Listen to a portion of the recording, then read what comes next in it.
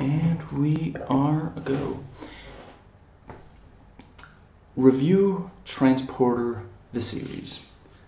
And in parentheses, I'm probably going to put show, because in England, a series is a season. So I have gotten around to effectivizing the whole, I still forget what they're called, but the announcements, let's go with that. As you can tell up there are no spoilers in this video, but I'm also saying it because some people don't read those. Now, for the rest of them, this is a long video, but there are time codes for the different sections, and they are in the description box. As I have done other videos on this particular subject, I will try not to restate, and again, links are in the description box. And that was not, I just combined those two, but I suppose that, yeah, that works. And since I got this on sale, anything negative I say in this video is not out of bitterness. So we are gonna, yeah, for a change, a review rather than a thoughts video. There aren't many sections, so it won't strain my wrists. And we're gonna dive headfirst into plot.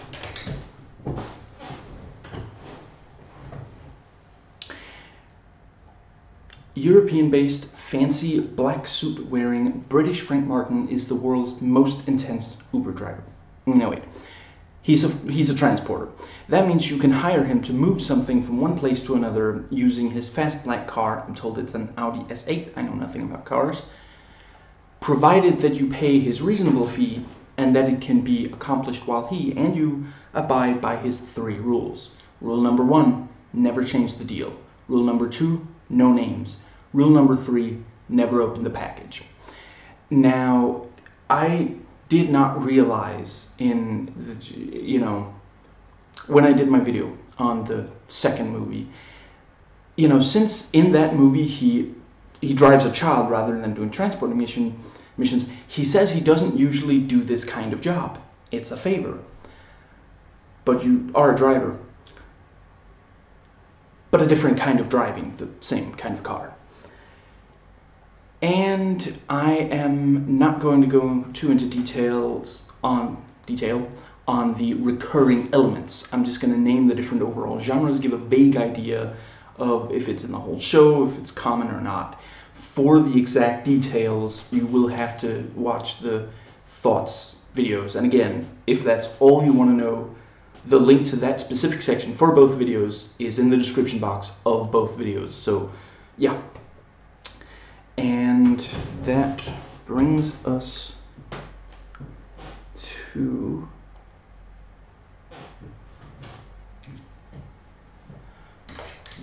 plot. Now, this had 2 seasons made in 2012 and 2014, with 12 episodes to each season.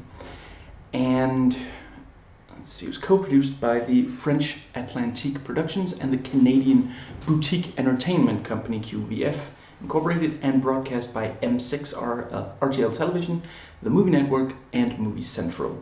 And originally HBO and Cinemax were involved, but they dropped out in 2013. And you can kind of tell about the whole Cinemax HBO thing. There's a bit of cheesecake in this show. And again, for the details, yeah, recurring elements sections. But just briefly, some of what you can expect. Gratuitous nudity, sex scenes, let's see, and bath or shower scenes. Now, let's see, yeah, and the girl in an episode, usually, only in that particular episode, and often ending up with someone, at least an implied off-screen date after the episode, will often be attractive, sometimes extremely attractive. However, there are quite a few female characters who are never sexualized, and it doesn't feel the need to make every single female character extremely attractive, nor make the ones who are not attractive just be unpleasant or the like. And both of those things yeah, I grew up on 90s sitcoms, and the ones that really wanted to offend people tended to have as many of the women be attractive, and the women who aren't be really nasty and unpleasant. And there are a number of episodes where there is no nudity or sex or the like, and you know, a lot of the time it's because it just would not fit with the story they were telling in that episode, which means that they favored that over awkwardly forcing it in. If they were completely determined to have it in every single episode, they could have pointless flashbacks to sexy time, or someone watching something gratuitous on a TV screen or something. There is one episode where, some people are watching, I guess it might be outright porn, but you don't see anything like, it shows about as much as they can on HBO.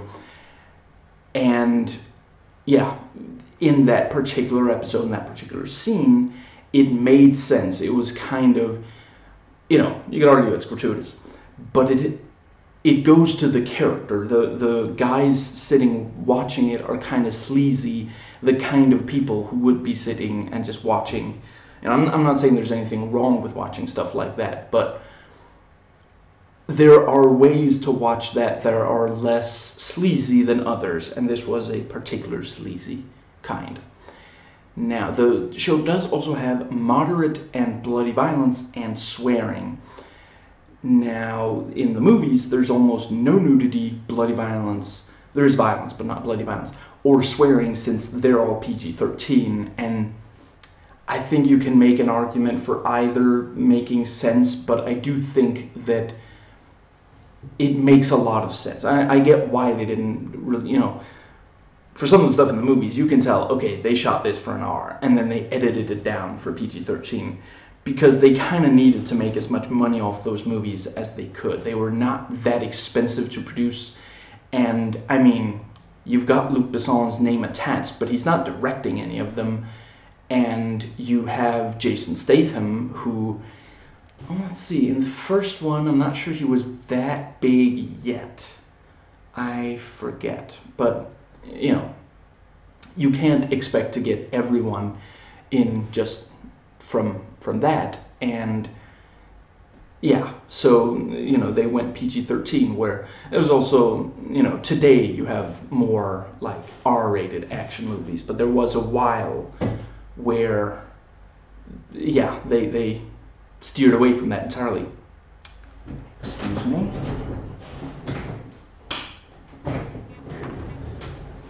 Yeah, the camera probably didn't exactly love that, apologies, but just to make sure that the lighting is sufficient. So anyway, I think it makes a lot of sense for the universe of the Transporter to have blood and sexuality. It just, I mean, the kinds of things that he deals with, it just makes sense. There are some where, and it's not like these are for children, I mean, I think you can make an argument, the MCU so far is entirely PG-13. Maybe it will always remain PG-13. There are some of those movies, if you look at some of the, someone tweeted a video of 7-year-olds who were so hyped to watch Black Panther because finally the hero is black just like they are. And for that, it just, and that was also, a lot of the MCU, it makes sense that they don't shut themselves off from younger audiences, although some of the time, some of the subject matter, and but for the MCU, it makes sense that, some of these stories, that the stories they tell tend to be, that you can watch them with someone younger, whereas the Transporter, he doesn't kill a lot of people, but, people do end up dead, and there is, it makes a lot of sense.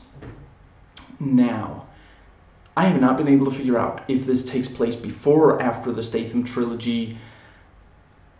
I don't think it's a reboot because Tarconi is in all three movies and in some episodes of this. I'm not going to say how many. And clearly they already have a relationship. So basically either the show, all of the show happens before the movies, because the kind of stuff that happens in the episodes are kind of stuff that would be brought up in the movies if they were happening. Like, let's say that a couple of episodes happen between movies 1 and 2. It would be brought up. It would, So yeah, either before or after, and they didn't do anything to, like, de-age Francois Berliand, if that's how you pronounce it, who plays Tarconi. And between the first of the movies and this show starting to air, 10 years passed.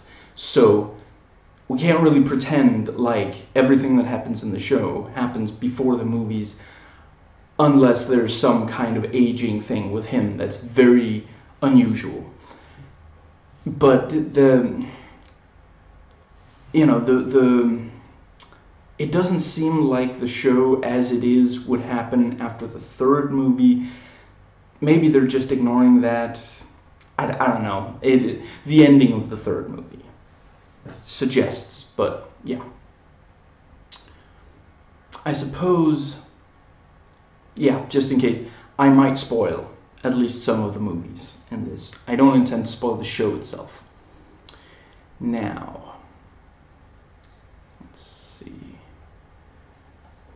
and there's also some technology in the show that feels right in 2012 and 2014 that, if you had seen it in the 2002 original movie, it would be like, okay, that, they would have been guessing, basically. So, yeah. Now, the continuity tends to be soft, a la the original Star Trek and Star Trek The Next Generation. One episode will typically have a new client, a new transporter mission, clients and major supporting characters. They don't tend to show up after the first episode they appear in, other than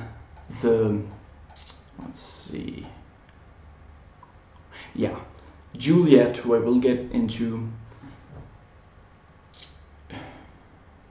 Character named Jules, who I will also get into, and then, the main cast, other than that. And there are a couple of times where they will refer to stuff that's happened in earlier episodes, but a lot of the time it doesn't really seem to, in the long run, excuse me, things will happen in episodes that seem like they would impact later episodes, and they don't necessarily. A bit of the way, to an extent. You can watch just one episode. You don't have to watch the ones before it or after it. There are a couple of some relationships develop over the course of episodes. So, if you don't watch the episode, if you sit down and watch just one episode and you don't care if it's episode 1, 5, or 12 of a season, if you watch episode 1, you can tell, okay, this is the introduction, obviously. And if you watch the other 2 episodes, you can tell, okay, there's been stuff in other episodes that I kind of need. But they don't really. It tends to be that you can basically follow it. You can follow what happens. You just won't necessarily fully appreciate the depth brought to someone's relationship. But I'm not sure I read anywhere that it was specifically a mission of the show, but I get the sense that they wanted a show where you can watch an episode and then not watch the rest, and a show where people won't be scared off when they sit down and watch. They couldn't catch episodes 1 through 4, whatever. So they sit down and watch episode 5, and immediately there's just, previously on and a million things. It's not Lost, for example. It's you don't have to have everything watched or memorized in order to be able to follow. Now,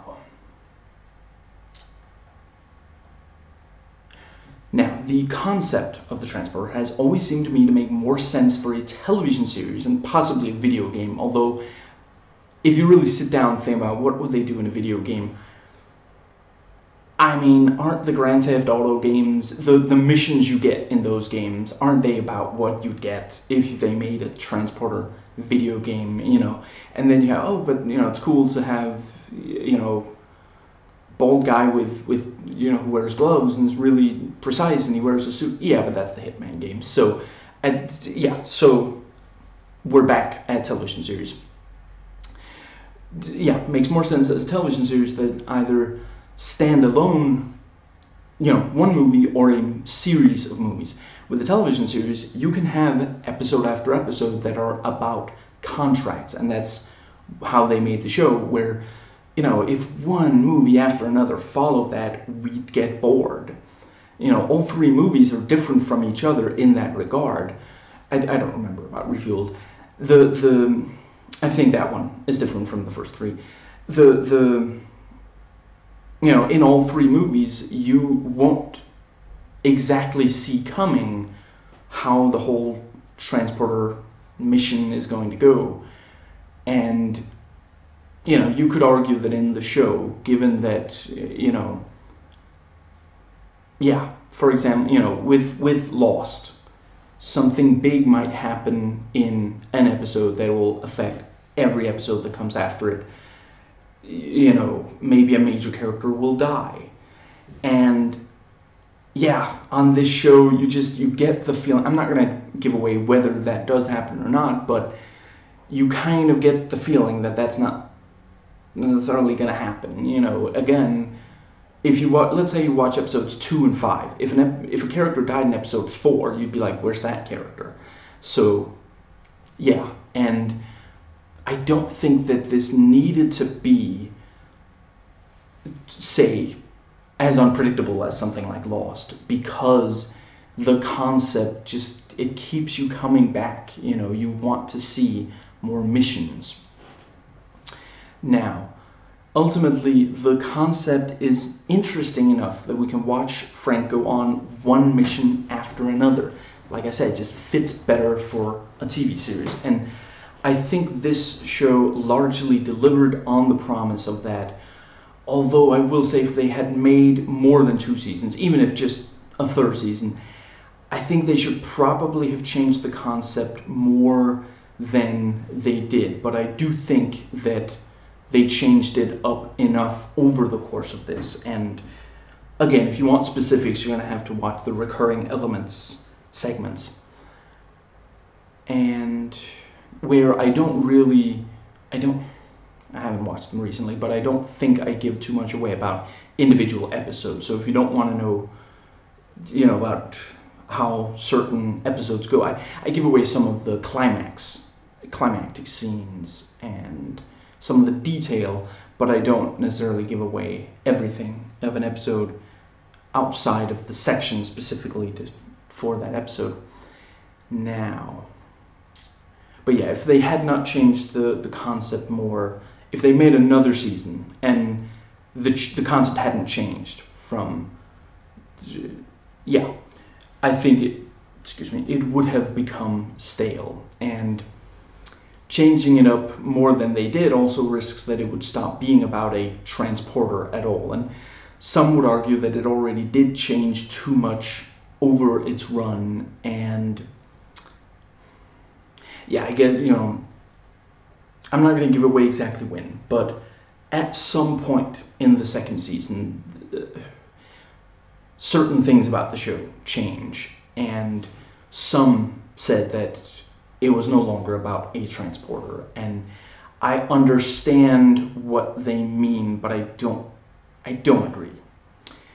And but that is a thing.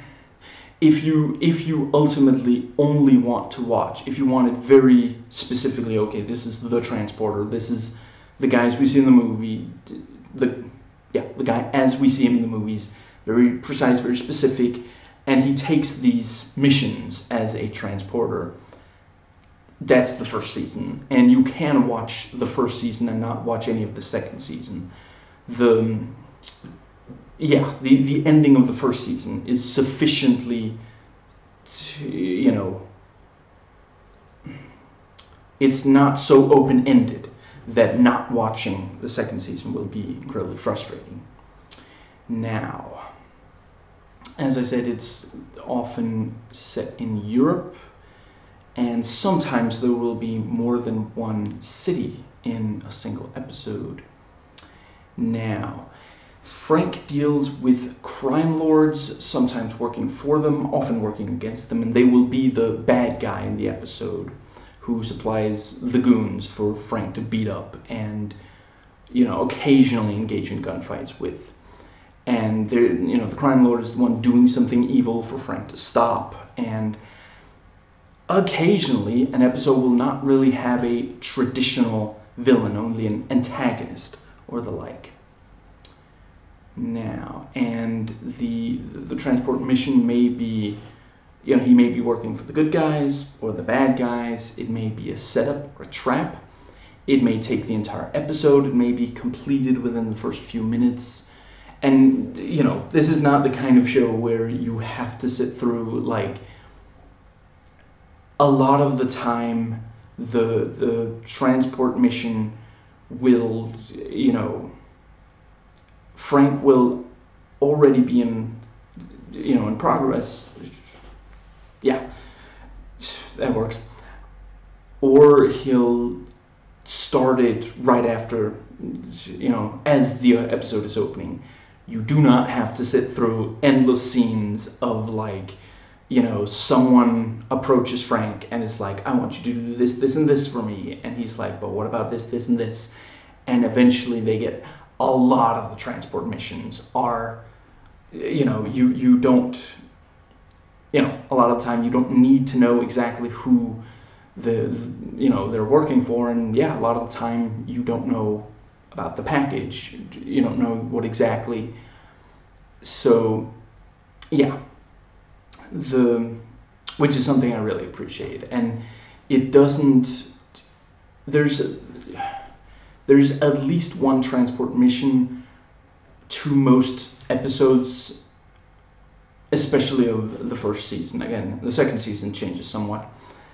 And I think they could very easily have fallen into a trap of just saying, well, let's make sure that people always know everything about the mission, and let's make sure that we open on a scene of it being explained or something. There are things where you realize what Frank is doing without exposition, although especially season 1, I would say, is fairly exposition heavy. And that's again where, in a movie, if we have to sit through scene after scene of someone contacting Frank and just unloading a bunch of information, that could get really boring for a movie where in an episode of a TV show you have an easier time accepting it. And I don't think there's a single episode of this show where it's just, wow, we really have to sit through endless exposition here. Now, right, back to, some people will try to stop him from reaching the destination and or take the package from him, destroy it even.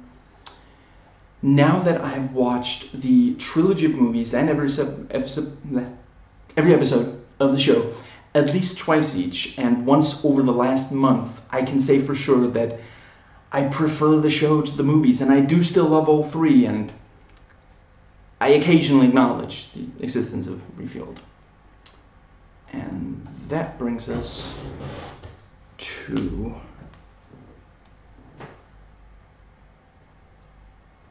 seasons. They change as time passes by. As the days become the months, become the years. Now, the season opener and finale and overall season for season 1 is great. The season opener for season 2's season opener, season finale, overall season is great. I watched very carefully.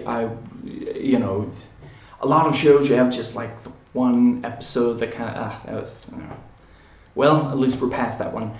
That didn't happen with this. You know, again, I have watched every episode twice. I watched very carefully. Is there an episode that's just where I genuinely say I cannot vouch for this, I cannot recommend this to people? And there isn't. I loved all of them. And again, that's not as difficult to do when you only have 24 versus when you have like over 100, you know. So I'm not saying that that's, you know, it would mean more if I could say it about Lost, which I most definitely cannot. Not for season openers, not for season finales, not for overall seasons. I cannot claim that all of those are great. There are a number of terrible episodes of that show. Now, several IMDb and Metacritic user reviewers dislike, even hate the second season. And again, I can see some of what they mean, but I just really don't agree. Now, let's see. Yes, to briefly, this guy gave it a 3 out of 10. I think this is from Metacritic. I so very much wanted another season of The Transporter. The first season was elegant, sexy, full of action, and decent writing. The second season is like the monkey's paw version of the first season. After 2 years of hiatus, they managed to pull together a new season, but without the writing, elegance, and high-end action of the first season. Clearly, they don't have the same money, and it shows. And again, I just don't agree. And this guy gave it a 2 out of 10, I think. I believe this is also Metacritic.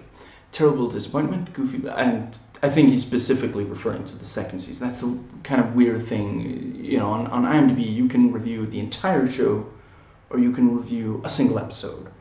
On Metacritic you can review, can you review the entire show in one, or is it always by season? It does make sense to review by season because, yeah, just, you know, seasons don't tend to be exactly the same. So anyway, now, right, terrible disappointment, goofy plots, and worse yet, utterly predictable. Bad direction, worse acting, especially by secondary characters, atrocious combat. I disagree, but I always appreciate when someone goes full thesaurus. I'm not saying that this person doesn't already have a good vocabulary. I appreciate when you go beyond just saying, it's bad, just atrocious. It has lost all style, and if Frank Martin's romantic interests skew any younger, he will be seen as a borderline pedophile. That is kind of true. Some of them are really young, and that is, again, where the kind of HBO, you know, they really want young men, young straight men to watch. So, very sad, as I used to view this show as one of my guilty pleasures. I don't feel any guilt over taking pleasure in watching the show. Now, I wish the producers understood that the original audience for the show actually comprised of half-smart people with aspirational tastes. Now,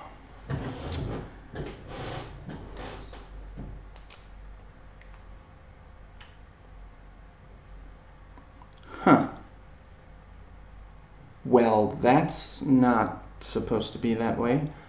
I guess that's, yeah. Anyway, yeah. I combined 2 of the sections and forgot to note it in here. Yes. So, to continue on the various seasons. Now, people from Frank's past will become involved in his missions. He may just meet his match at least once over the course of the show. Cutting-edge scientific achievements will be fought over. Sometimes it's about control of an area. revenge or otherwise personal. Sometimes it's just about money. Many of the people involved have military and or spy training or experience. Some have retired, are retiring, or refuse to retire. Some powerful, respected people are involved. Some people at the bottom rungs of society are involved. Frank's rules will, of course, sometimes be broken. Some unlikely allies, unlikely enemies. Often the bad guys in an episode will have evil intent and be willing to do awful things, but sometimes they do have their heart in the right place and only do the wrong thing for the right reasons. Sometimes the good guys are doing the right thing for the wrong reason and do have evil intent. Sometimes Frank will refuse to carry out a transport mission, or at least alter it somewhat, because he realizes it's the right thing to do. In some ways, he does remain an anti-hero, such as sometimes using the bad guys shooting cops to escape the bad guys while they're busy with that, rather than trying to help the cops. Not everyone will trust in Frank, and sometimes he makes enemies of potential allies. Some really great twists along the way, some twists are not as great, and not every single episode has a twist. Some of them go the way that you would expect them to. And this is only going to make sense to people who've watched at least some of the show, but I didn't realize I could make this joke in that particular video, and I refused to let this joke opportunity pass me by. In one episode, Frank could have saved himself a hand. Now,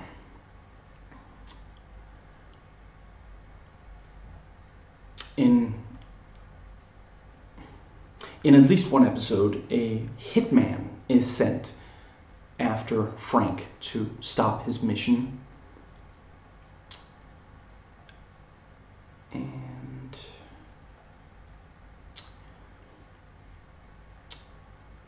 let's see.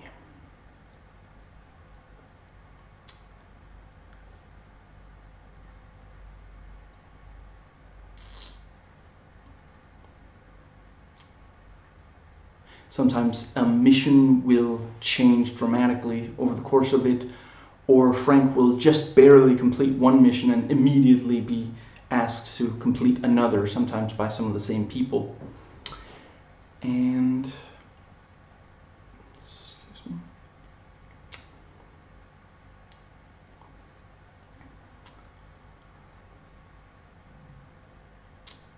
There's at least one episode where basically the good guys and the bad guys of the episode will fight over something that will literally save someone's life. And Frank finds himself somewhat in the middle of that.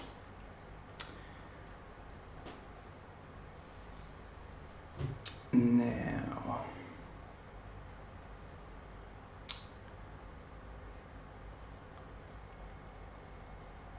some plots are very much kind of modern spy plots. Someone's trying to someone's trying to maybe locate evidence and get it to the right people, whilst others are trying to destroy that evidence. And yeah. Now,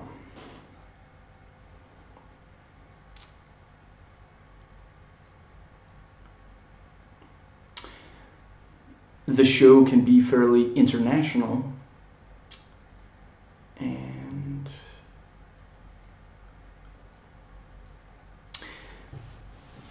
yes, I meant to note this, and I think it will fit perfectly fine in this section.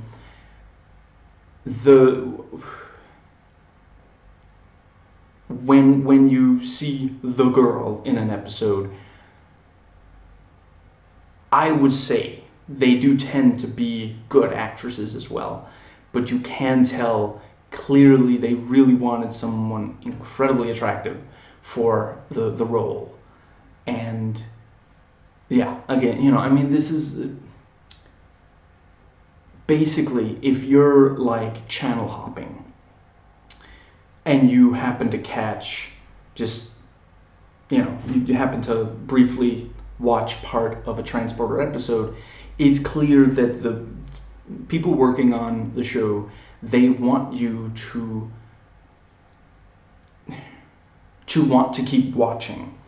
And sometimes often that means that the girl will be really attractive, but it also means that they work really hard on the action, and that,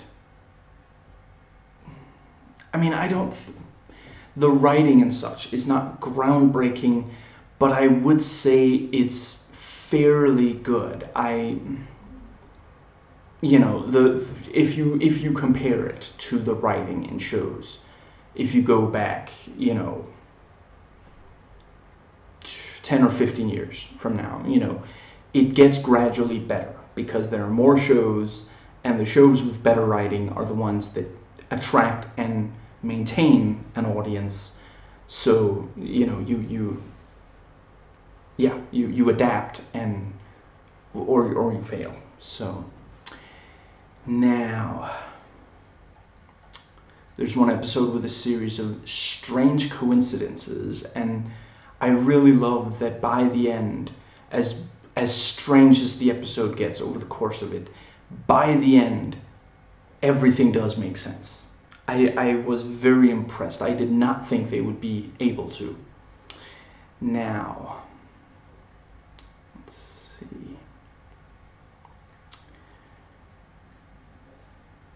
Frank is not necessarily the only transporter. And let's see.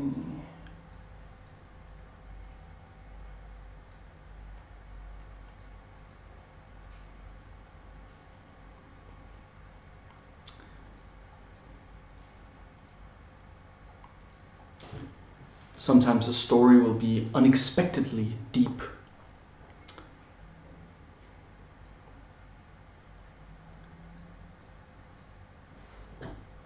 And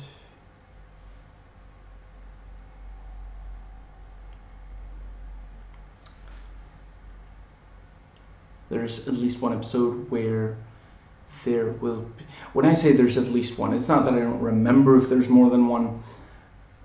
Mostly it's not that.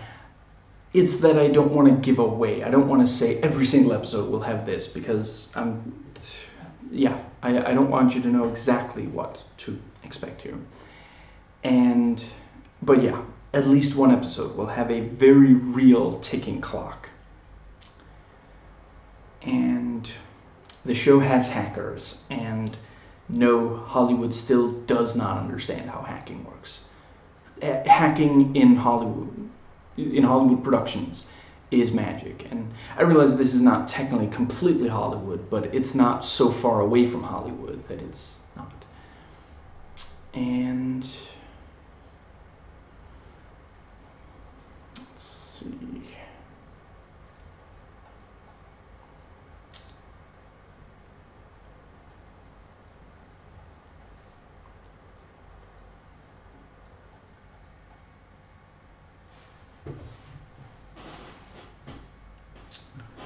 I'm gonna have to just a little bit. There we go.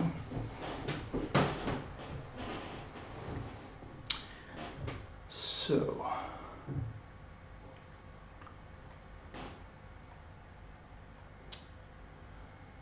and an episode's girl or honorary camera operator will, they vary a lot in personality, and some of them definitely are at least a little annoying, and yeah, you're not really supposed to like all of them. And again, the fact that there's an attractive young woman in an episode of this show, and that she's in a lot of the episode, does not mean that she will end up with Frank. So, I would say that I think the show does a good job of not making it completely like there were a couple of times where I was like, okay, he's going to end up with her by the end of the episode.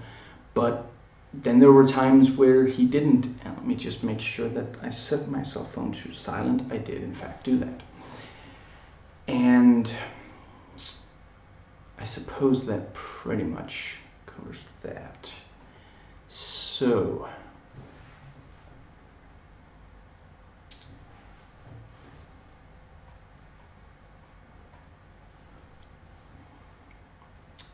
at least one episode that deals with the art world, at least one episode that deals with prostitution, and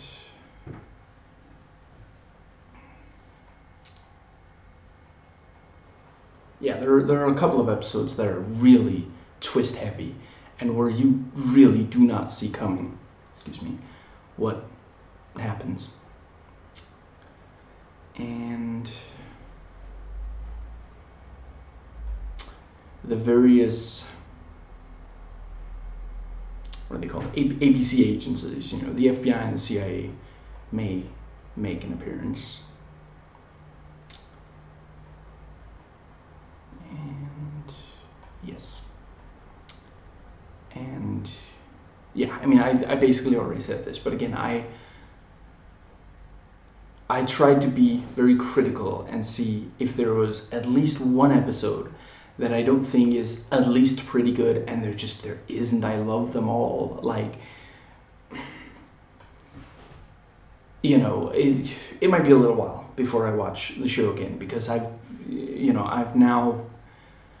took, I think, a week break from the franchise right after doing the season 2 thoughts. But since then, you know, and both before and since then, you know, for at least 3 weeks straight, I watched about an episode per day, pretty much, you know.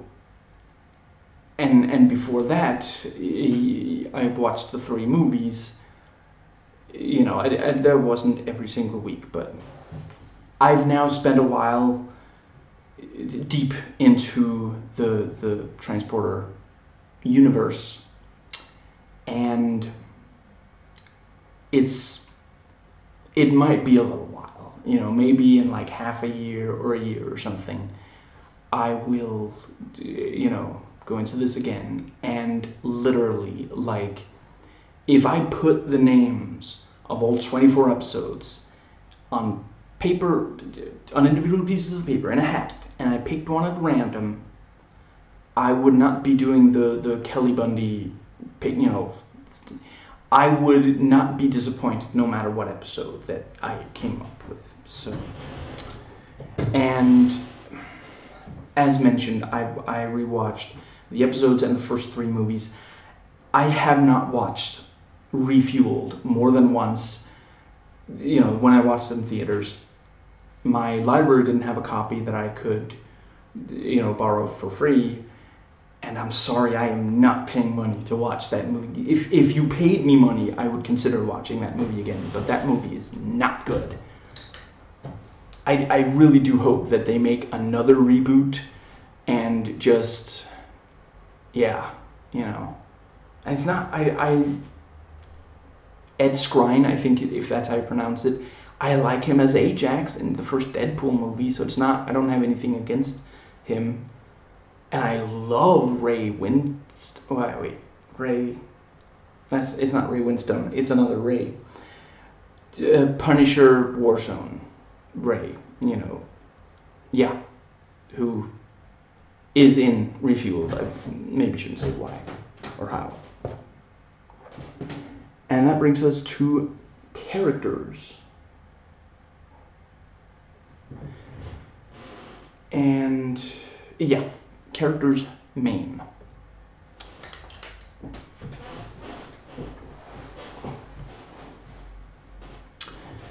Now, Frank Martin, played by Chris Vance, where Jason Statham's version is reserved, calculated, not wooden, and, you know, he'll occasionally smile. He will sometimes, you know, quip or crack a joke. You know, the series version he's not necessarily hard. It's not necessarily hard to make him smile. If there's something worth smiling at, he'll smile, you know. And there are people that he very clearly likes, you know. In the movies, it's kind of, he definitely respects Tarconi. There's a mutual respect, and he seems to genuinely feel bad for putting Tarconi in a bad spot sometimes, because Tarconi really does want to protect him. The show version of Frank Martin, genuinely, there are people that he likes. There are people that he looks forward to talking to and, you know, being around. Now, he does have a dry wit and a sense of humor, but he's not like constantly quipping either. And he doesn't seek out women, but he doesn't necessarily turn them down either. I do see what some people said, that he's closer to James Bond than he is in the movies. I don't think it's by much, and I definitely don't think it's too much. I've said it before, I'm a Bourne guy, not a Bond guy. I respect what James Bond, I respect that they managed to make, you know, so many movies over so many years, that this is a franchise that survived for a really long time. And I don't want them to stop making the movies, as long as no one ever puts a gun to my head and says that I have to watch them. I watched all the ones leading up to and including GoldenEye. That movie did not sit well with me, and it's been so long, I couldn't explain exactly why. But I watched that movie once, and I was like, okay, if that's James Bond, I don't need to watch more James Bond. If that's who James Bond is now, I don't need to watch more James Bond. I quite like some of the first ones. I've always found Sean Connery very charming. I'm not sure that might also have bothered me a little when they started going to other actors than him. I do like Roger Moore, and certainly in some things I quite like Timothy something. He's in Hot Fuzz. I like him pretty much everywhere. I forget if I like him as James Bond, but I definitely like him in other roles. I love him in Hot Fuzz. I love him in Looney Tunes Back in Action. You know, I don't think there's anything I've watched him in where I was like, he was terrible for that. I think that pretty much covers Bond. I appreciate that they went in more of a Bourne direction, you know, after the really, what was it, Die Another Day or something like that. And yeah, I'm never gonna be a company man kind of guy. You know, I like the guy who tries to take down the people he worked for. I like the guy who goes out there and spreads the truth rather than just, yeah. I was maybe Adi Shankar, or I really hope I pronounced that right. It's been a while since I heard it pronounced. I love his work. Absolutely love the bootleg universe. I love his Power Rangers. I'm not saying that everybody who doesn't like it, quote unquote, doesn't get it. I realize that you can understand that it's not really, it's supposed to be a joke. It's supposed to be,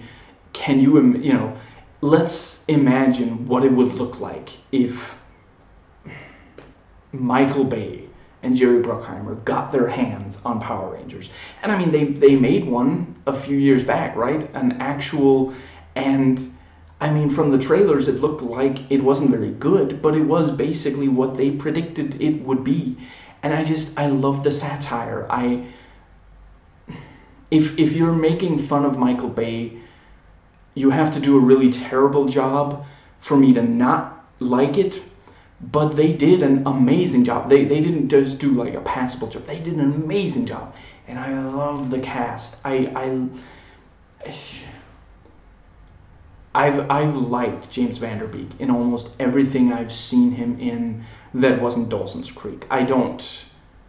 Did I watch Dawson's Creek, or did I think it seemed to? I don't even remember. But I love him in Rules of Attraction. I love him in the Power Rangers, Bootleg Universe's Power Rangers.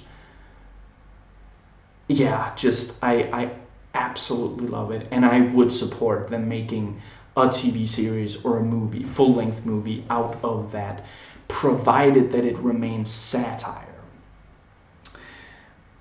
I think it was Eddie Shankar who said that if you look at James Bond, the 60s version today, his job is being done by a 30-something who's in front of a computer. They're not sending the suave guy out to, yeah, and that's kind of the yeah, I don't, when I watched movies that were made and set in the 1960s, it made perfect sense. I'm too young to have, I don't remember the Cold War at all. So I can only speak to fiction that I've seen unaltered that was made and set during the Cold War. And for that, if that's what you want, then I enjoy some of the earliest of the Bond movies. But once the Cold War ended, I just don't really see. During the Cold War, we needed a James Bond. I'm not sure anybody has existed who's even remotely like James Bond. But we needed,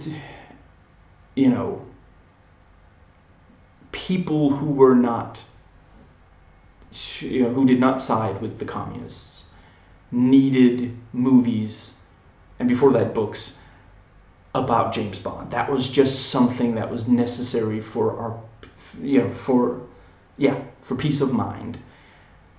And after that, today, I don't really see it. Today, what we need is Bourne, not Bond. Now, to return to this, Frank Martin is in the show more like James Bond. He's a bit more quippy, occasionally smartassy than in the movies. Maybe they thought he would be too dry for so many episodes if they kept it to the level of the movies. He interacts with way more characters, talking to a lot of them on the show than in the movies. So what he says needs to be interesting. He smiles a lot more. I love Jason Statham in the movies, but I do prefer Chris Vance's version of Frank. I like it a lot better. And I say that as someone who loves Jason Statham. I don't think I've ever watched a movie where I was like, Jason Statham was bad in that movie. And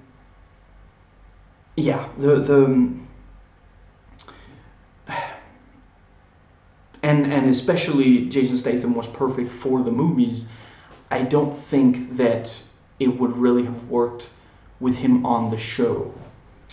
Now, I'm also not sure that if they ever made a TV series or a video game out of Crank, that it would necessarily be good for Jason Statham to be playing. I do think that a Crank video game could be a lot of fun. I'm not sure that a TV series would be quite a big part of Crank, the movies, both movies, especially the first one. That's where the second one sometimes runs into a little trouble, is to keep everything moving. And I realize, they're already very inspired by video games, inspired by the pace of video games, where there's constantly something happening. But I do also think that the concept itself of having to find things that recharge.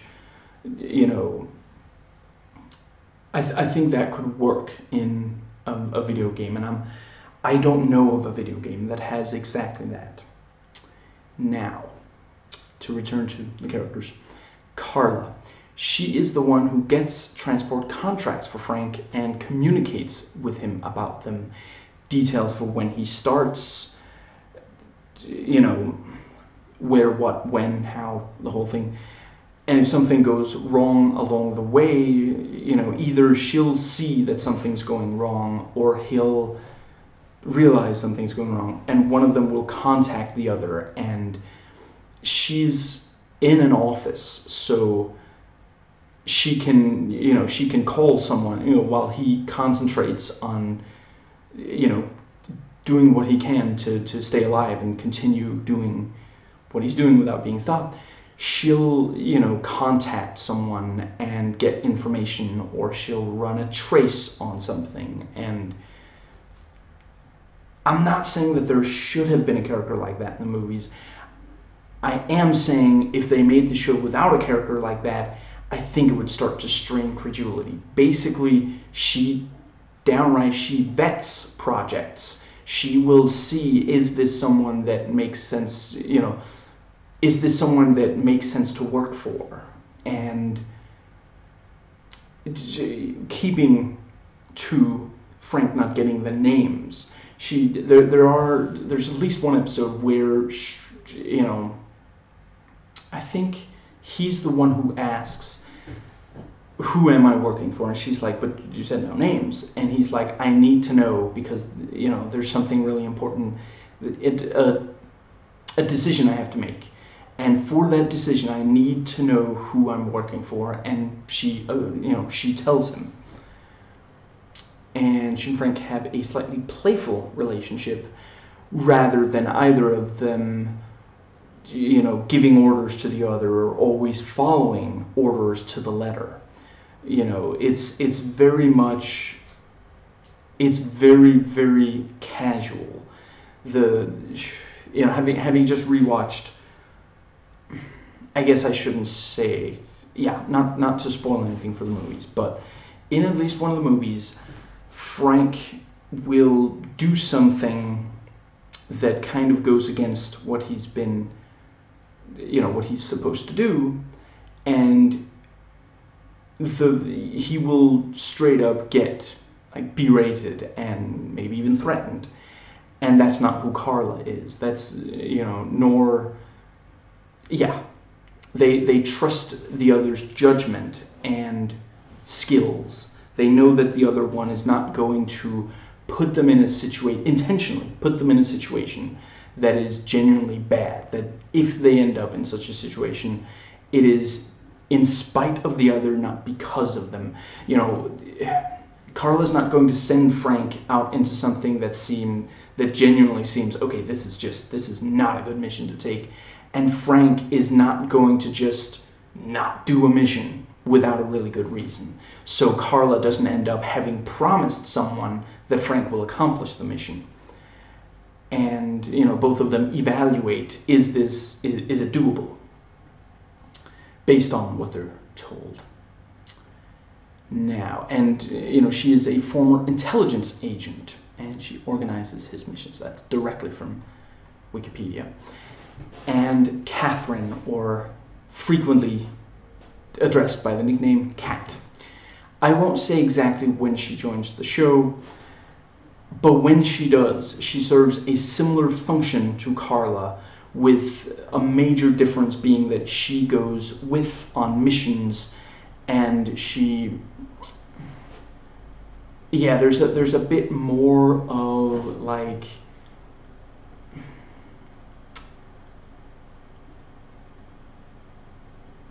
I'll get to that, never mind. And Dieter, a German mechanic who helps work on Frank's car and such, cars, and he's a tiny bit socially awkward and sometimes a real people pleaser. There's one episode where Frank has to explain to him over the phone he cannot show up to his own sister's wedding wearing snakeskin pants. Or plants, for that matter. Dieter owns a truck to transport cars, and that truck doubles as a garage. You can drive into it and back out while it's driving using the ramp on the back. Very Knight Rider, and for some reason it's never used in an action scene. I guess it might be too expensive for a TV show. There's at least ones where it comes close, though, but yeah. And it does, again, it makes a lot of sense, because again, if Frank, let's say Frank only had one car. Let's say that no one worked on the car in between, you know, or yeah, sometimes during transport missions, which in the show can happen because he has more than one. At some point you have to wonder, does he keep buying a new car, or does he like somehow manage to never ever get that car like dented or full of, you know, pumped full of holes from bullets? You know, again, I'm not saying that you know, for the movies it's perfectly fine, and again, that's something that really works for the movies, that there are not a lot of characters. So the few that there are, you get a good sense of who they are, you know. But I don't think the show would have passed the smell test if at no point there had been like a mechanic, and just, yeah. And because he can transport the garage, he can be a lot closer to Frank, who, once again, often he works in Europe. Maybe even most of the time. I'm not going to give that away here. He does sometimes go outside of that. And yeah, it's, you know, how could he possibly be completely sure that he won't end up in a situation where someone like Dieter would have come in really handy.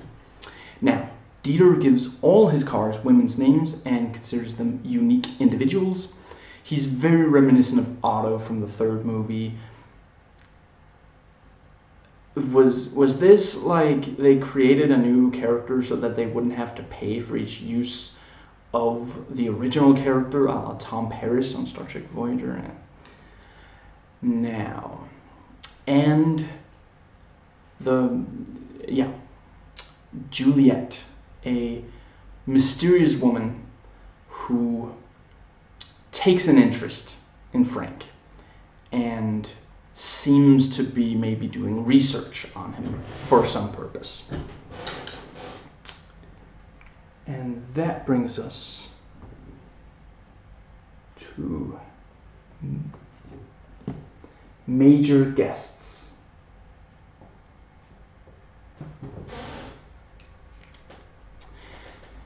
Now, I am going to go ahead and just, this is a,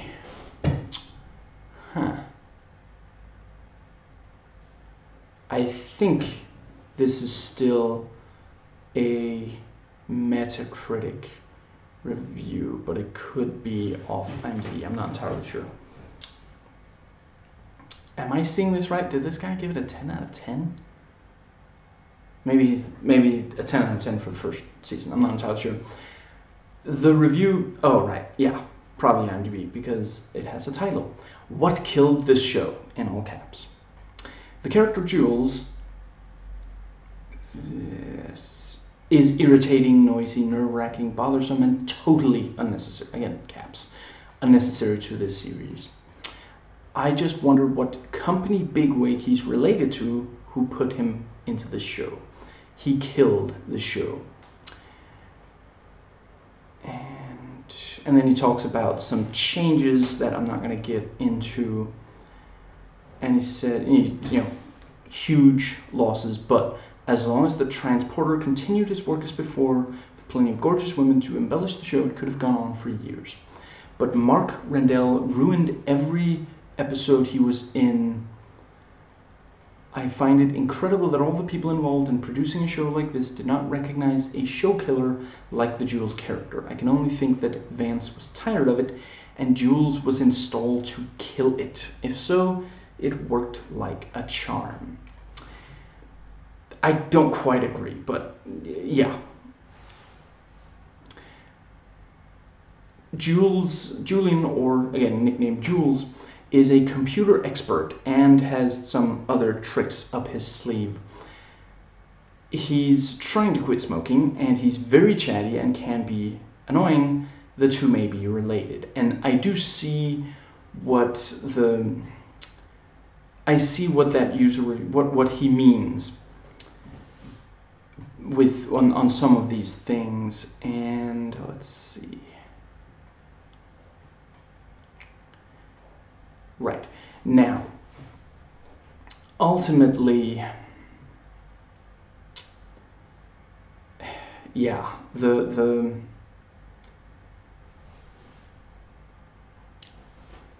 just to briefly, when Julian appears, he kind of takes over for Dieter, similarly to how Kat takes over for Carla. I do like Carla and Dieter, but I greatly prefer Kat and Julian to them. They go on missions with Frank. Kat has some martial arts training, but not like, and it's not, she's not like, she's not supposed to be like almost to the level of Frank. She is still ultimately someone who, you know, works out the missions, plans, but if she has to, you know, find out some information, she might confront a person face to face, where Carla will call them on the phone so she can still be at her computer. And with Jules handling the computer part, he is not in an office, which Carla, you know, sometimes he is, but he isn't confined to it, which some of the time Carla can kind of be. And I think Carla works for the first season because in part they wanted someone who would not really get directly involved, you know, because they wanted Frank to handle all of it. And again, I think that worked for the first season. If both seasons had been like the first season, I think season 2 would have felt stale. Now, right, so Kat and Julian. Kat has some martial arts training. Julian, you should know, has no skills in the physical sense. They serve as more than just information dumps, or with Dieter, also comic relief. They made me care, and they have relationships with some of the episode guests. You know, both sets will call Frank, and he'll call them, and Carla, as well as Kat and or Julian, will get him new information that's important to the mission without him, like, having to report to someone in an office or something. Carla and Julian will do so via the computer, and, you know, Carla will also sometimes talk to people face to face, which Kat also will. And Carla has numerous contacts, but it just, I don't think Carla would have worked beyond the first season. I think, and I can understand, some people will just prefer Carla also as just personality-wise, and definitely that is, you know, Carla, she has personality, but with Kat, it's maybe more of a sort of direct, like right after she's hired, she gives an evaluation. She says to Frank, I think this mission might be too dangerous.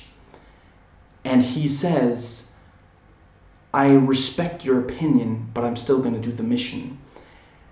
And she says, you hired me to assess risk, to which he responds, to assess it, not extinguish it. And she does express some frustration that yeah, that he will still go on that mission. And yeah, you know, there's a bit more fire and passion to her. They won't always agree. And I think a character like Carla, for it to work like in the long run, it kind of needs to be kind of like a video game maybe. I don't think that the Hitman games continued using the character of Diana, who's the one who gives you your, you know, what you get of information to prepare you for a mission in the Hitman games. That's not some computer that decided this would be important information. That's a person who, you know, had a bunch of information available to them and carefully researched and, you know, sent you all the information that they thought was useful. And that character, I'm not going to give away how much she's in the videos, but I don't think that she's in too many of them, because you don't really need, it's not such a big deal when it is essentially just for information. You know, if Diana in the games, like if a couple of missions into the game, she was like, I'm gonna accompany you on this mission, the way Kat will be on the show, you know, everyone would have been like, oh great, an escort mission. But when it's a show, I don't think there were too many.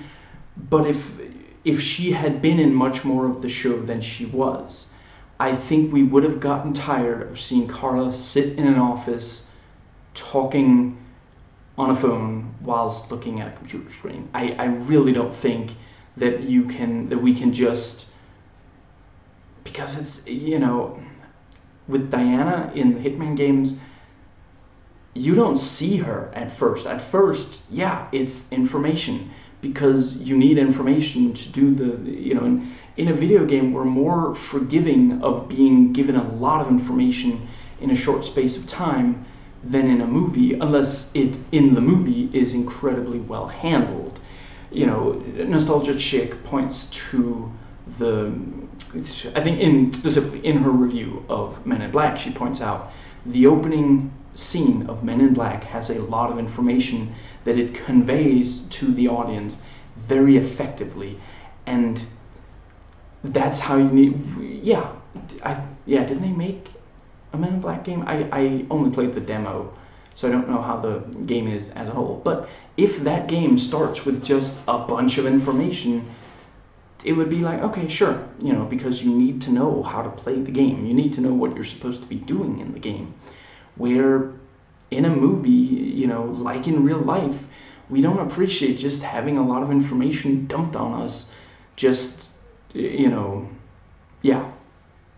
And, excuse me, just gotta make absolutely sure that it is not going to decide to reboot the computer. There we go. I don't think, I do like Carla, the character, but I'm not unhappy that she wasn't in all of the show. Now, and also just there are scenes that they can only do because Kat is going on a mission with Frank. You know, there are missions that and stories that you can only tell with someone face to face with Frank for the missions who already knows him. And I think they did a great job on that. The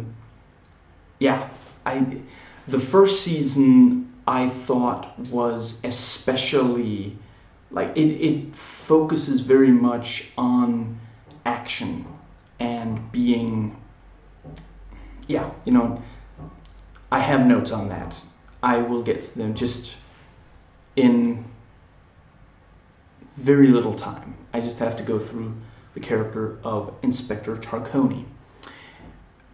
played by François Berliand, a middle-aged French cop who lives near Frank. I think that's what I'm gonna go with. He basically knows about the transporter stuff, but helps cover it up because he knows Frank is a good guy. And yeah, in the movies, the relationship between them is very similar in the show and in the movies. And yeah, just briefly noting, there are a couple of one-episode characters on this that I felt deserved their own spin-off series, and that's especially true of the second season. So that brings us to action.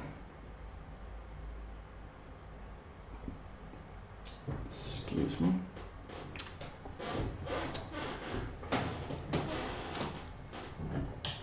Okay, so in season 1,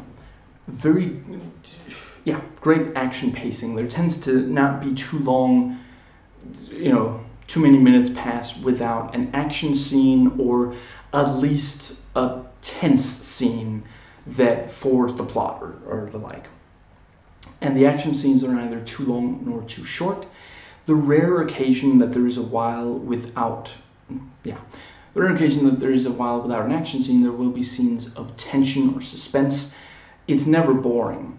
Now, in season 2, there is less action than season 1, with more of a focus on tension and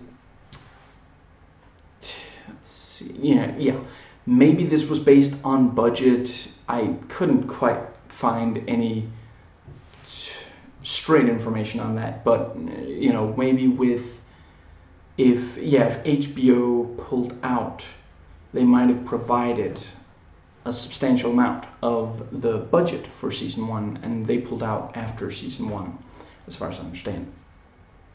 I understand being frustrated with the changed focus, since season 1 set certain expectations, but a lot of the best creative decisions in works of creative expression were made in response to limitations. And yes, much as I am loath to admit it, since I despise censorship in nearly all forms, sometimes also censorship.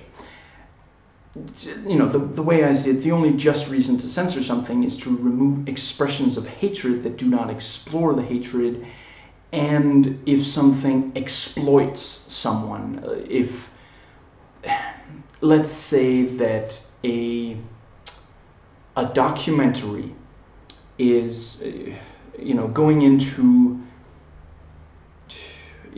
certain people, and there is a fear that exposing the identities of these people would risk harm to them, or make them make them targets, even and especially if that is undeservedly so. It's maybe less a worry if they're a criminal. I'm still quite fond of the time where Richard Coughlin made sure that we knew the name and face of that despicable guy who wrote, like Coughlin said, probably most known for the Battle Hymn of the Republic, or what it's called, I'm blanking on the actor's name, but the overweight guy sings it in his car in American History X. Seth. The character's name is Seth, I think. Anyway, in those cases, it makes sense to censor, blur their face, don't mention them by name and such. But other than that, I don't think you should censor. Now, I think that the limitation improving, I think that's the case here.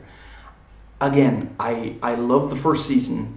I do prefer the second season, but I don't think that the first season goes beyond. I think there's enough variety that the formula never becomes stale. But I do think that if season 2 had been a lot like season 1, I think by then it would have gotten stale. And it's possible that they were always going to change things, but that just some of the changes were informed more by the budget changes. And I can understand, I'm not sure I've seen anybody say it, but I can understand people who say if they didn't have enough money to make season 2 more like season 1 than it is, then they shouldn't have made a season 2. Now, where season 1 is set in Europe, especially Germany and France, and pretty varied locations there, season 2 has more exotic locations, deserts, villages, Middle East, yeah. And season 2, Frank does rescue missions in addition to transporter missions, where, let's see. And, sometimes he'll act as a private detective. And, let's see. Yeah, and, season 1, the focus tends to be on a transport mission, where in season 2, it doesn't necessarily focus on the transport mission, and Frank will get more personally involved. And yeah, I think let's see. Yeah, season 1 as well as the movies were cooler than season 2, but season 2 makes me care much more. I'm getting into the characters and the various drama with them, and I really hope for the best outcome when I watch, where ultimately in the first season, you're watching cool stuff done by cool people in cool places with cool, guns and such. But yeah, here's from a user review about season 2. The whole idea of the transporter is forgotten. Now he is portrayed like some lame ex-American Navy SEAL who travels the world and saves poor souls. I can see what he means. I guess in part I agree with his statement of fact. I just disagree that it's lame and that it's completely divorced from the transport concept. And yeah, so here is where I'm gonna give some ideas of what can happen in action, but I'm not gonna give the exact numbers. For that, you will have to watch the recurring elements segments of the season thoughts. But yeah, you can expect at least one per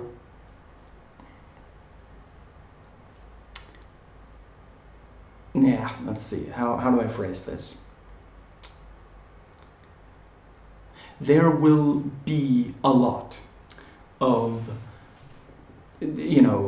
car chase or driving scenes with like precision driving.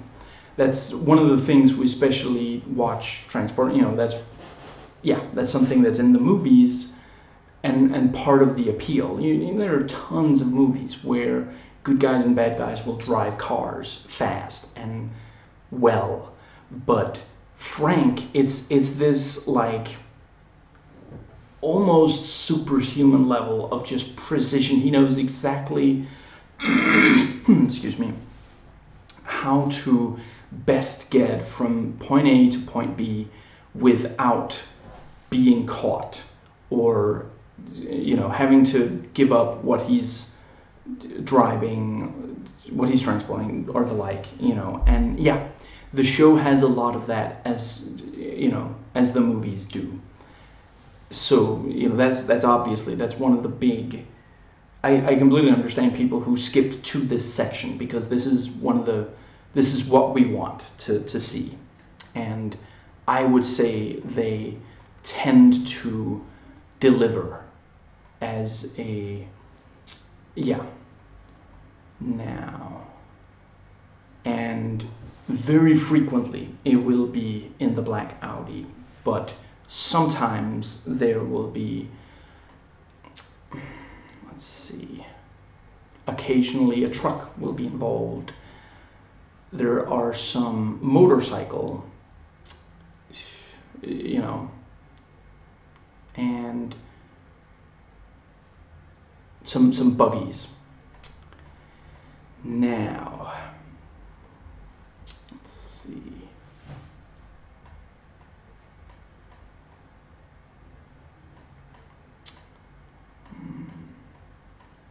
There are a lot of fight scenes, and like in the movies, both the goons and Frank will pick up stuff and use to fight with. And yes, Frank will sometimes use his jacket as like partially a weapon, wrap it around two guys and like tie them. Wait, am I thinking of the movies? Yeah, it's starting to run together a little bit when you watch them.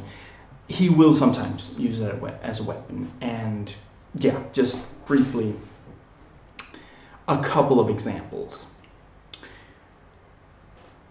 Steel pipes, shovels, knives, a fire extinguisher. Let's see. I think that's what I'm gonna. Yeah. And let's see, I mentioned martial arts. Frank still does not really. Yeah, he does not use guns all that much, but he is frequently seen to disarm someone, who has a gun. Yeah, he faces someone who has a gun, one or more people who have guns, and he disarms them, and yeah, doesn't necessarily even shoot them after. Now,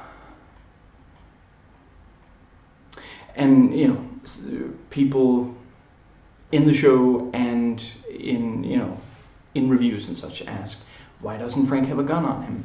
Because that's not the action scene they wanted. They want him to use martial arts instead. And if that's something that really bothers you, this is probably not a franchise for you, plain and simple, and with all due respect.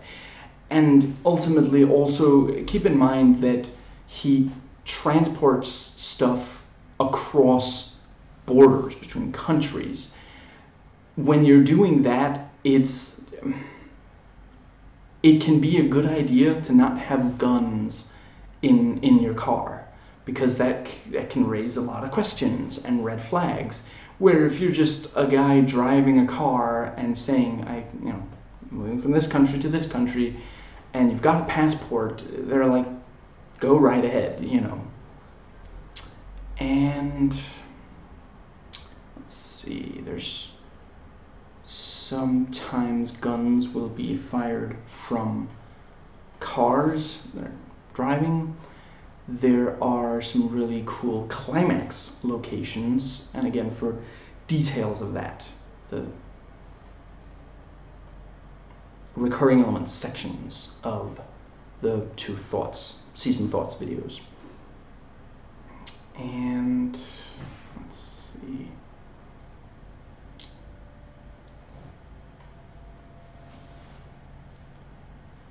And about the jacket, sometimes Frank will ask a woman to hold it while he fights, not wearing it. And sometimes the car is bulletproof, and sometimes it seems not to be. That's a little inconsistent. Maybe not all of the script writers were, I don't know how many different they had on, but maybe some of them felt that the car should be bulletproof, and others felt that that would be too unrealistic. Excuse me, maybe they just wanted the action scenes to work out. Excuse me, like that. And, right, the show's universe makes clear that there are a number of transporters, though we don't necessarily see them often. Frank is one of many, one of the best. And again, it makes a lot of sense that it just, so only in, Europe can you get a transporter, and only, just yeah, sometimes it doesn't make, yeah, and sometimes weak, sometimes strong continuity on bullet holes on cars and such, and yeah, and being a show, it of course does not have the scope of the movies, and fights, shootings, driving, etc. are not as big as they are in the movies, but they're not too small to be very enjoyable. Maybe half as big as in the movies, or a third of as big. Not as many minutes long, not as many enemies in a single fight, etc. Although some chases do have, there's at least one chase where there are half a dozen cars in a single camera shot, and it's like perfectly, that takes a level of coordination of, like, the stunt drivers have to know exactly what to do to make that look good, and nevertheless, it all looks amazing, and the settings are still incredible, although there won't be as many in as short a space of time as in the films. But over a season, it'll be bigger than a single film, maybe than all three. I hear that today shows can look like movies, but I don't watch very much current TV. It's, as far as I know, that trend started after this show aired, maybe like 2014 or 15, something like that. And, if this show was always as big as the movies, then instead of one movie every 3 years, and I do realize it's not, literally it takes them 3 years to film, it would be the equivalent of 6 movies per year, since any one of the movies is the length of any 2 of the episodes. Now, and as in the movies, Frank is not necessarily that eager to kill. I learned from one of the behind-the-scenes featurettes on the DVDs a lot of green screen and like location X doubles for location Y. It rarely shows. The CG itself can be a little obvious, at least occasionally, but like yeah, I don't know, some of the stuff that I learned of, I was like, that does not show at all. Like, that I cannot see from watching the show that that's a thing that they do on the show. It makes sense as when they explained it as a way to but it was, yeah, I really, and I've seen some say that apparently, like, on some, at least some of the car chases, it's that they basically fast forward, they film them driving at a certain pace, and then they fast forward the footage, so you're not actually seeing a car drive at that high, that level of speed. You're seeing sped up footage. A little of the time I could maybe kind of see, it made sense to me hearing someone say that and watching the footage, but most of the time I really couldn't tell, and if no one had ever told me, I would not be able to tell. They do a really good job hiding it. If that really is, yeah, I don't think that that's at all a, if someone, if someone tells you that that's a big thing on the show and it's super obvious to tell, I'm not calling that person a liar. I'm just saying, personally, I don't think so at all. And I have watched a lot of car chase scenes over the years. I am always up for a good car chase scene, and they look amazing on this show. They really, I did not at all feel like I was watching, I mean, on the show they have to cut corners. They just don't have the same resources. Again, I'm not saying it literally takes 3 years to film one of the movies, but it does, I mean, to produce 12 episodes to a year, you know, that is essentially, you know, again, I don't literally think that they, but that is an average of a month of production time on each of the, on per episode. And that's not, it's not easy to produce that much, you know, movie level. And I do think if you watch like just, yeah, I mean, technically there aren't, you know, the episodes of this are like 45 minutes long, sometimes a little more, sometimes a little less. So obviously, you know, you can't watch one and think it's an entire movie, but like, if you watch it and you don't pay attention to how long it takes to watch, you could walk away thinking that you watched a movie rather than an episode of a TV show. The only real thing would be the, you know, the little bit of continuity there is with some characters, you know, the relationship changing over several episodes and such. But yeah, I would say it looks like 24 half movies instead of just, you know, that's something that you would really, that was the one thing where I was like, maybe it's not a good idea to make a TV show, because the action, you know, and that's the thing. I mean, I haven't watched any of the MCU TV series, but I would be very surprised if they could make the action look, yeah, maybe half or a third as good as, for example, Civil War, Infinity War, you know, well, okay, obviously not Infinity War, but some of the smaller stuff in Civil War.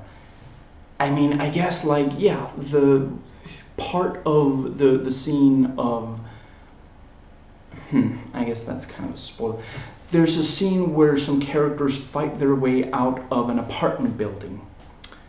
That scene, I could maybe see how they could do some stuff like that in the MCU. I haven't watched a single episode of any of the MCU series. Like I said, I've watched almost no current television.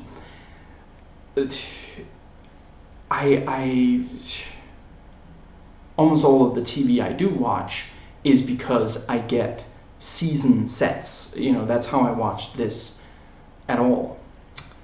I didn't watch a single episode of it back when it actually aired. I'm not entirely sure it aired in my country anyway, but, you know, 2012, 2014, I watched TV back then. At least in 2012. I'm pretty sure I watched at least some TV in 2012. Anyway, you know, yeah, that's when you make a TV series out of movies that have really big action. That's something that's really, can we, you know, is it just going to look pathetic? You know, you shouldn't try to do action that you can't make work. You know, I just rewatched the Mariachi trilogy, and I think largely Robert Rodriguez, he does not try to exceed his grasp, I think is the term. If he makes, you know, the action scenes that he films and edits tend to be ones that where he can sell the illusion. You know, he does not often go completely past what he can make believable. You know, ultimately an action scene, there are some where it's like a big, you know, one taker and you can see everything. Typically, an action scene is made up of a lot of little, like, you know, if someone suddenly has to be thrown, you know, yeah, thrown back first into part of a car, you don't film the entire fight and then that and then just go on. You film the entire fight before and after, and then you film specifically him being thrown into a car. If you film an entire action scene and you don't particularly like stop and say, okay, we need to make a big thing here where we need like stunts or effects, your fight scene, it's hard to keep it as interesting. Some people can do it, some people can. And it is also, we are at this point in the West, we're accustomed to, okay, and then it cuts and then you see like a car exploding or someone being thrown really far or something. And yeah, Rodriguez tends to know how far, how big of an action scene he can make convincing, and so does this show, and the movies. But that's not a surprise to anyone who's watched the movies. Which brings us to politics. Now, there are some very progressive politics on the show with, there's some environmentally friendly science, for example, and it can be fairly anti-corporation, anti-lobbying, and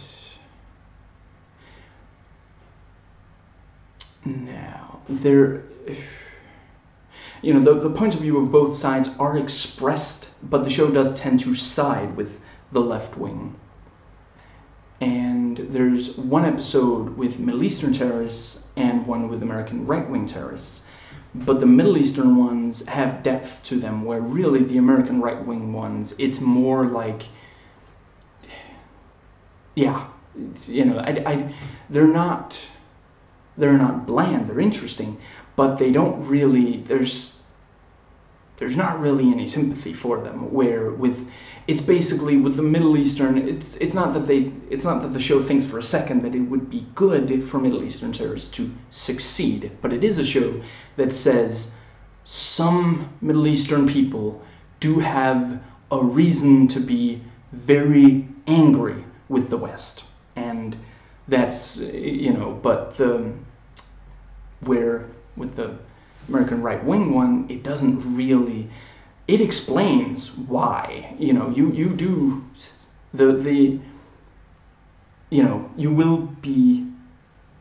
will get a sense of why right-wing terrorists do what they do, and the show clearly understands them, but it does not think that they have a legitimate grievance. It is they do look like just extremist psychos, where with the Middle Eastern ones, largely they are human beings, they're individuals, with possibly one exception who insists that he's not. And the presentation of the two genders can often be fairly stereotypical, but there does tend to be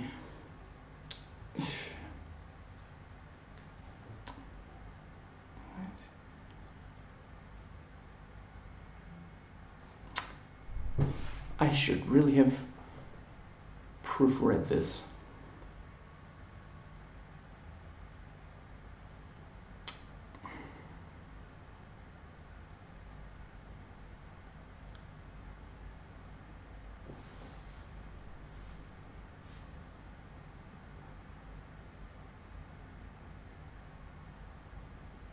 I really should have an easier time remembering. I made this note just a few hours ago, before I started recording, obviously, but not... Okay, if I can't figure it out, I'm gonna move on, but let me just... It's stereotypical, but there does tend to be...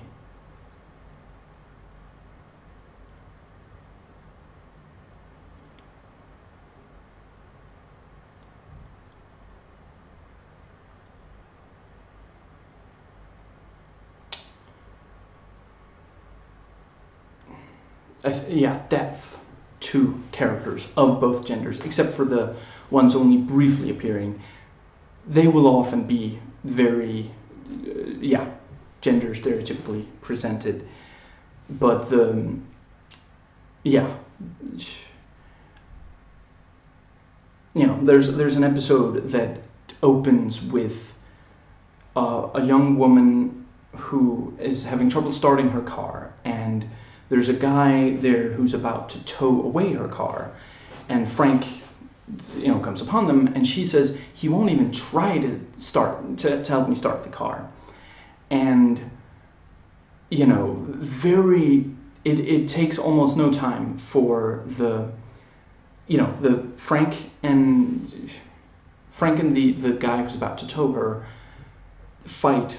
Frank wins, of course, and he technically, Dieter over the phone helps get her car started, and she thanks Frank, and Dieter's frustrated that he's not the one being thanked.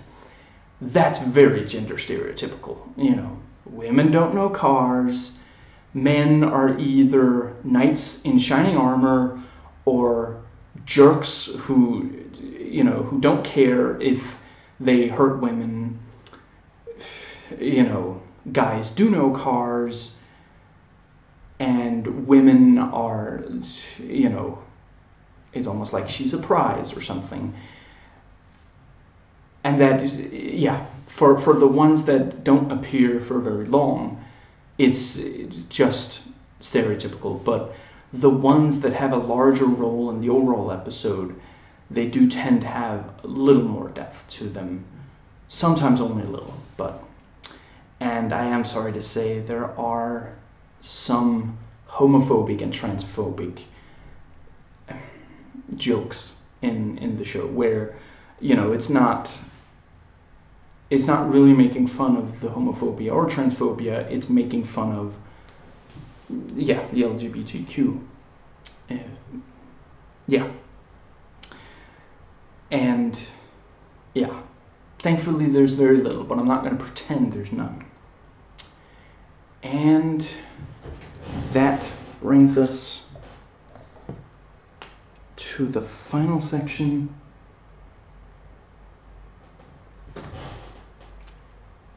Critics, users. There's no critics professional this time. There just was not a lot there for me to. Now, let's see.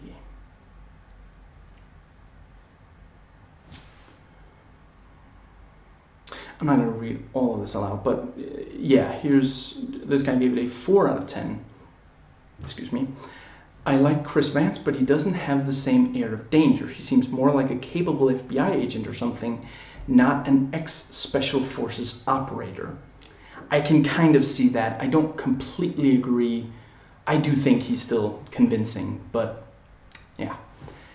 And let's see. And it says that he wishes the stories had more development and that cared about the characters in the story. The focus is clear on the action. That is an unfortunate mistake. The fight scenes are unrealistic. The chase scenes aren't that impressive. The camera work is jerky and disjointed in a way that makes the action look cheap and staged, not fluid and artistic as it appears in the movies. I don't really think that. I just rewatched the movies, the first one Monday, second one Wednesday, and the third one just yesterday, Friday. I really don't see that much of a difference between. I mean, there is some, but I don't think that it's really. I don't think it's bad or a problem.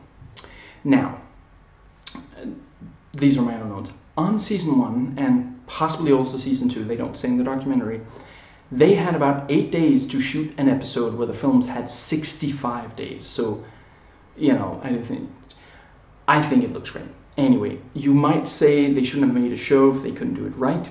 I respect that. And I respectfully disagree that they didn't do it right.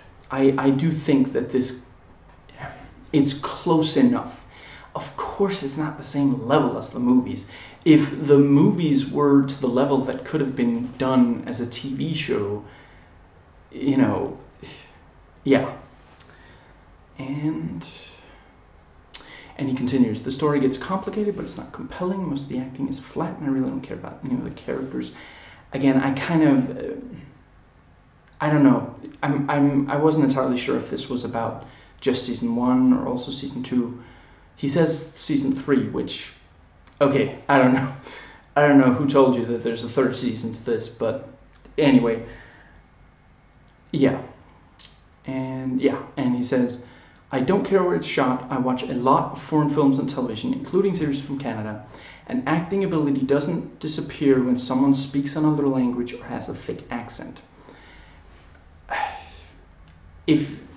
First off, if you're speaking what is to you a second language, it can be very difficult to act at the same time. You may have to spend most of your effort simply getting the lines right, just, you know, pronouncing it correctly and getting the, yeah. And also just, I don't think, if you do have an accent,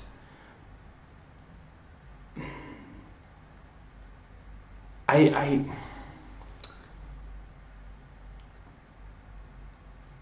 think sometimes it can come across as bad acting when really it's just the,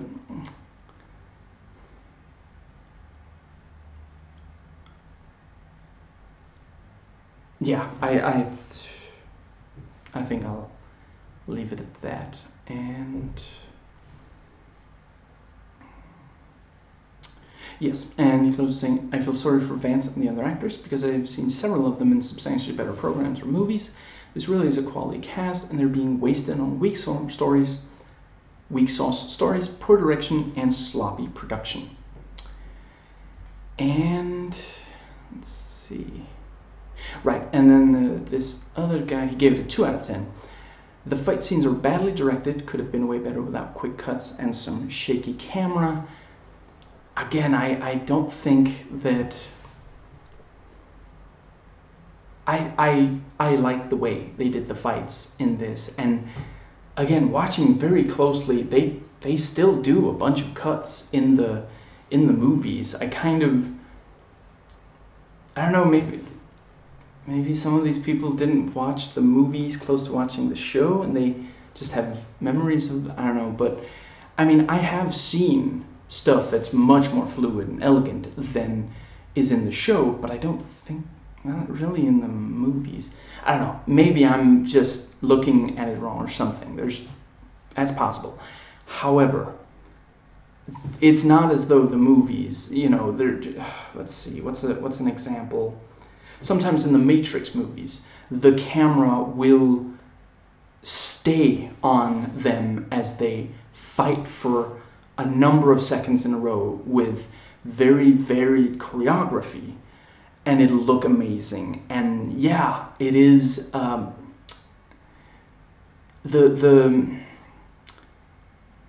obviously, let's say they made a Matrix TV show and the action in that was done as the action in this, I would be disappointed, obviously, but I really don't think it's not bad, and it's not that unlike the movies. And let's see, this guy gave it a 3 out of 10. The ADR is laughable at best. I can't think of a single example of that. And then he says, characters off screen seem to talk endlessly during fight scenes so you don't forget they are there. Okay, that's in, yeah, then not a spoiler. That happens in season 1, episode 1, where it is genuinely obnoxious. It happens in episode 8 of season 1, where it's like, it's 2 words and that's it. It's almost immediately over, which means, and that's all for season 1, which means twice in season 1, that's 10 episodes without it. I have to admit, for season 2, I forgot to notice for episodes 2, 3, 4, and 11, but The only one where I'm sure it is in episode 10 of season 2, and there it is legitimately obnoxious, and I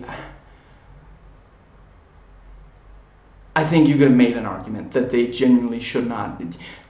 In both of these obnoxious cases, they shouldn't have done it. They shouldn't have had the ADR there. Maybe they edited it together and were like, oh, there's a lot of dead air here. No one's saying anything. There aren't sound effects. Let's put something in. And I think they made a mistake. I legitimately do. I will say that I don't think it's out of character in either case. And again, in 24 episodes is only there 3 times, at least that I can say for sure it's there 3 times. It might be there another 4. And one of those 3 times, it's just barely there at all. And literally, the reason it happens in that episode is that Frank is on the phone with someone and then he starts a fight. So the person on the phone is like, literally, he says, Frank, hello? That's it. That's a very reasonable, and it's played for laughs. They're supposed to, yeah. That's really not very much. This guy makes it sound like it's a big problem. And again, maybe he didn't watch that many episodes and I'm sorry, I really don't think you should review something.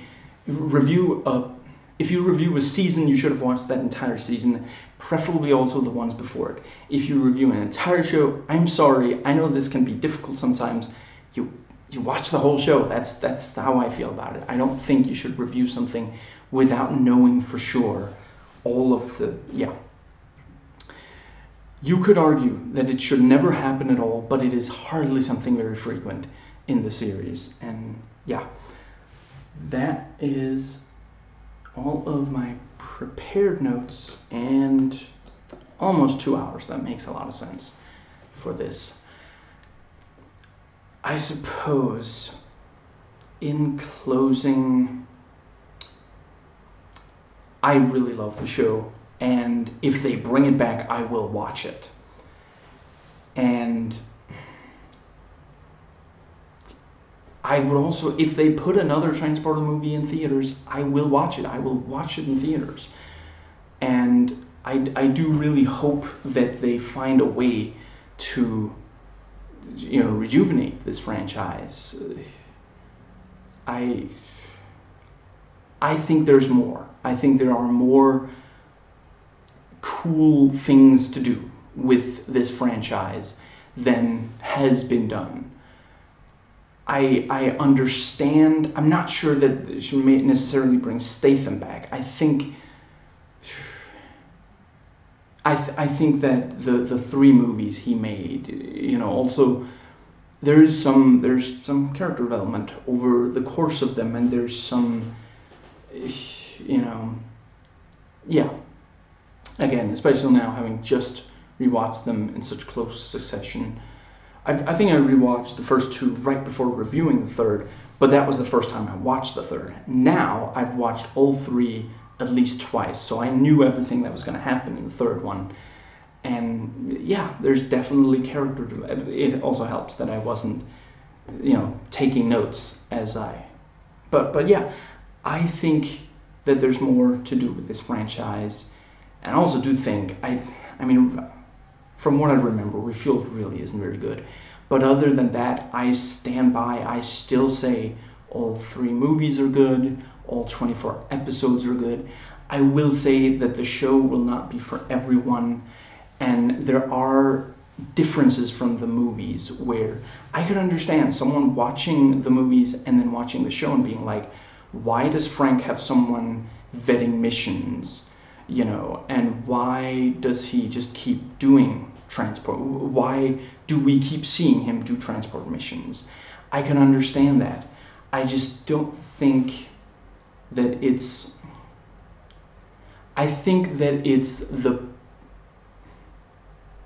close to as good of a show as it could be, considering the sort of, ultimately it does have to have a formula for this kind of thing. Again, with something like Lost, yeah, they can do a lot of very varied episodes, but with this, ultimately, I mean, does anybody want like a several episode, maybe an entire season arc where Frank quits and drinks for a while or something? I mean, I don't think that's what anybody wants out of these. These were never deep. This franchise was never deep. It was never supposed to be deep. It's, a lot of the way it's about just the visceral thrill of action and these very kind of very stereotypical, very, these are the good guys, these are the bad guys, and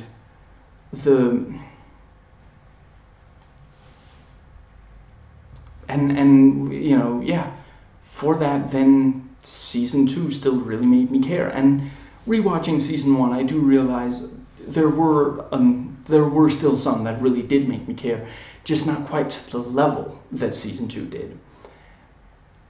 And I don't know, I get what people, I think it's like with a lot of other TV shows, if you can, watch the pilot and then make your decision more or less from that. And like, if you're not entirely sure, maybe watch a few more episodes to see, what are other episodes like. But, I mean, I don't recommend anyone, like, if you don't like the first 4 episodes of this show, I don't think you're gonna end up like, yeah, it's probably just not really, I don't think you're gonna end up liking it a lot later. Although, I think maybe if you don't like some of the episodes of the first season, and you don't mind jumping ahead to some of the ones from the second season, I think it's worth to watch the first, again, let's just say the first 4 episodes of the second season, and like, make your decision from that. I think that once, yeah, I don't, I myself will sometimes throw myself completely into a TV show that I don't know for sure if it's good from start to finish. I don't really recommend that anybody else do that, although I will say so far I haven't been particularly disappointed. But I do also try to,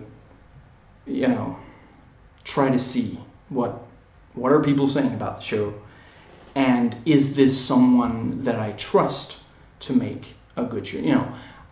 I am in season 5 of 2.5 Men, and I do now realize I definitely watched at least as far as I haven't watched the last 4 seasons at all, and I know that Ashton Kutcher is in them. I'm not really a fan of his in other stuff, but I trust the people working on 2.5 Men enough that I said, no, I want all of them. I want all 12 seasons, again, in part so I can do a proper review. And if I end up really hating the Ashton Kutcher stuff, I will be honest about that in the videos I do, thoughts and review. But yeah, I'm the kind of person, I like to dive in. There's a reason that I've played let's see, I have played through all 4 Thief games more than once, although I think in the 2014 reboot, or belated, start of a new story kind of thing, I think the second time I only played the main story missions. I did not play the side missions, I don't think, and I was perfectly happy to. After completing the story missions, I was like, and besides, I played them in, I played them 3 times. I played them in all 3 playstyles, and I maintain that game is fun. It doesn't really, it's not, the 3 playstyles are not different enough from each other that you really feel, it's not Splinter Cell Blacklist. I love playing all the way through Splinter Cell Blacklist in all 3 playstyles. I love that game. I cannot wait to get back to it. Anyway, I'm the type of person who dives deep into stuff like this, and that's not for everyone. But yeah, Thief 1 through 3, if you play them very carefully and you try to get absolutely all the loot and visit every area, explore everywhere, some of them will take 30 hours, some will take 40. And I've done that more than once, full well knowing that it would take that long. There are some games where, the first time I played Amnesia: The Dark Descent, it took me like 12 hours. And then by the second time, I think I cut it down to 6. I think now I can do it in like 4, because I know exactly where to go. I know exactly how to solve all the puzzles, and I'm sorry, but I know where the enemies are, more or less. It's not a game that does the randomization, but with Thief, if you insist on sneaking absolutely everywhere and using violence, sparingly and all this stuff, it takes a long time. And there are people who would balk at just hearing I remember I once told a middle-aged woman that I spent 79 hours on Deus Ex 3. I forget exactly what it's called right now, but let's see, it's not The Fall, it's Human Revolution, right? Human Revolution, I think. And I don't think she herself could see herself ever putting that much time into a video game. But I loved playing it. I don't love the game on the whole. I made a review, so you can see why. But I loved playing it. It gets a lot right. And if it wasn't the kind of game it's possible that I'll at some point replay it. But it's just, man, again, it's not Splinter Cell Blacklist. With Splinter Cell Blacklist, if you know what you're doing, you can play it. You can sneak through every. There's almost no place in the entire game, story or side missions, where you can't sneak. I think maybe the Gibbs side missions, there are chunks where you simply cannot sneak, and yeah. If you know what you're doing, you can do most of it, sneaking but stealthily killing everyone. And if you know what you're doing, you can run through blowing up and shooting everyone with loud guns. I'm not gonna say I'm I'm amazing at it, but once I figured out which weapons were really useful for the different, excuse me. And it helps, I'm not exactly playing on the highest difficulty setting, and that's also something, if you insist on playing on a really high difficulty setting, you might be really frustrated with some of the game modes. And yes, if you sneak, if you use no violence, you earn a lot more money for weapons and equipment than if you, especially than if you, use loud means and kill everyone. But, I mean, don't you want to play the game through more than once? I guess some people don't. And I just don't understand why. You're free to your opinion, but I don't understand why. That is a game that my relationship with that game is entirely healthy. But there are definitely some who would say that I play that game too much. If you play through the game first sneaking everywhere, and then stealthily killing everyone, and then blowing up everything, then, yeah, you know, a few, I don't remember exactly. It also helps if you, in addition to doing the main story missions, just, it sucks to grind, but maybe grind some of the side missions, you know, especially the ones that you find you especially have an easy time of, you know. I don't know, I forget if you earn a lot in multiplayer, maybe you could use that for single player purchase. You can use that for single player purchases. Can you? You know what? I don't remember, so don't take my word on that. Give me back my word on that. You do not have my word. Right, so the thing was that, yes, a little while into the sneak past everyone playthrough, you will have the money to buy the stuff that makes it possible for you to sneak through some of the later ones. You know, some of the later ones you definitely want to have some of the armor that makes you very hard to spot, you know, and make you able to move fairly fast without making very much noise and such. So wow, it's been so, is that a thing? I think that's a thing. I think you can run very silently in that game once you have the right boots, for example. I forget.